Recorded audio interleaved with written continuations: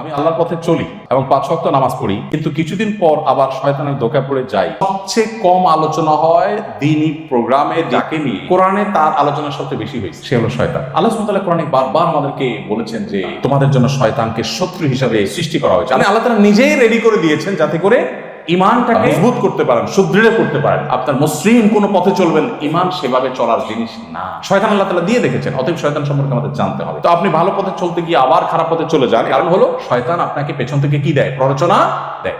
শয়তান সম্পর্কে আমাদের ধারণা ক্লিয়ার না। কোরআনে কারিমে আল্লাহ তাআলা বিভিন্ন জায়গায় শয়তানের পরিচয় উল্লেখ করতে গিয়ে, বৈশিষ্ট্য উল্লেখ করতে বলেছেন আদুউম মুবিন, প্রকাশ্য শত্রু। আল্লাহ সুবহানাহু ওয়া তাআলা বলেছেন যে ওয়াজআলনা লিকুল্লি নাবিয়্যিন আদুওয়া, সব নবীর জন্য আমি শয়তান সৃষ্টি করে দিয়েছি। শয়তানকে আমরা না দেখলে কি হয়েছে? শয়তানের কর্মকাণ্ড সারাদিন আমরা দেখি, আমরা নিজেরাও করি। তাহলে শয়তানের কর্মকাণ্ডের মাধ্যমে সে প্রকাশ হয় কিনা? একজন ইমানদার শয়তান সম্পর্কে জেনে যখন সতর্ক থাকতে চাইবেন, তখন অন্যায় থেকে ফিরে আসা তার জন্য সহজ হবে।